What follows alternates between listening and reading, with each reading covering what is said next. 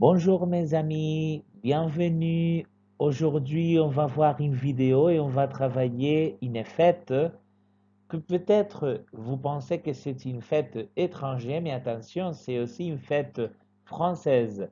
C'est la fête d'Halloween, ou plutôt on peut dire la fête de la Toussaint. On va voir.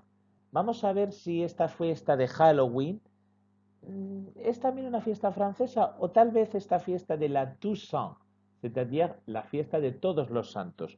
Alors, le 31 octobre, c'est la fête d'Halloween et il s'agit tout simplement de la veillée de la Toussaint.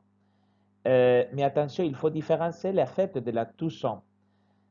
Cette fête est inscrite dans notre calendrier au jour du 1er novembre et celui-ci est un jour férié.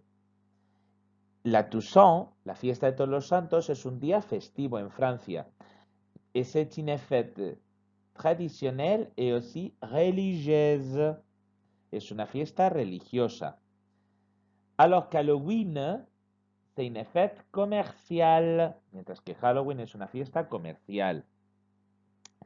Grâce à la publicité au commerce, Halloween a bien fonctionné auprès des enfants, des adolescents et des jeunes adultes.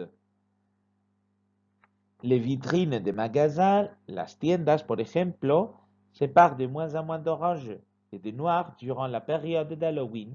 Las tiendas ponen cosas de color naranja, etcétera, porque es la fiesta de Halloween.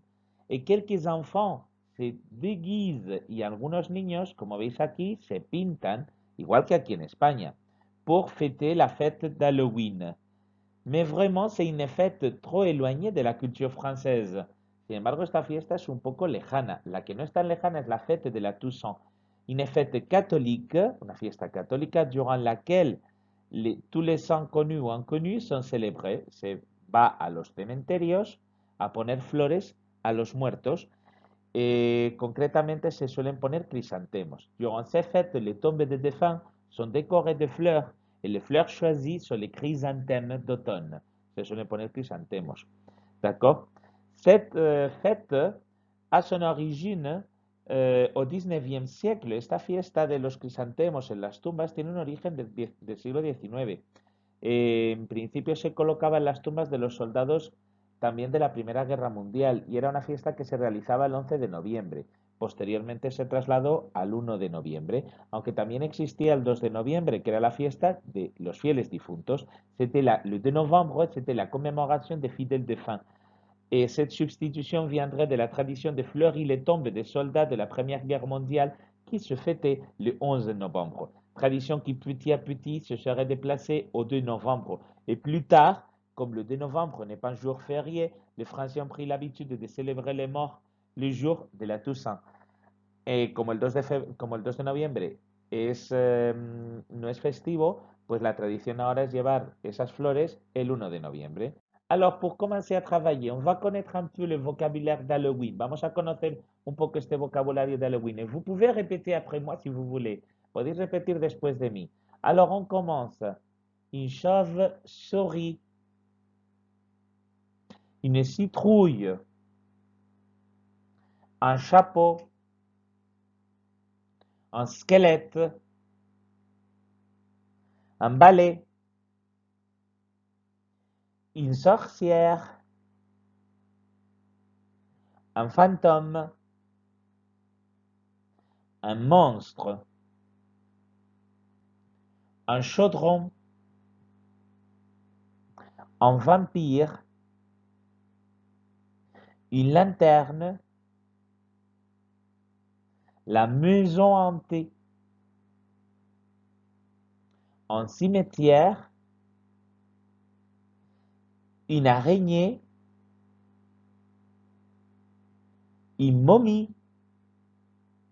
Et alors on finit avec la frase qu'on dit toujours y terminamos con esa frase que siempre se dice cuando van los niños por las casas, ¿no? Pidiendo esos dulces que ya os digo que es una tradición más eh, americana, pero que sí que tiene un resquicio en Francia, que es la fête de la Toussaint, como hemos visto, ¿vale? Esa frase típica de Farce ou friandise, nuestro truco trato. Farce ou friandise.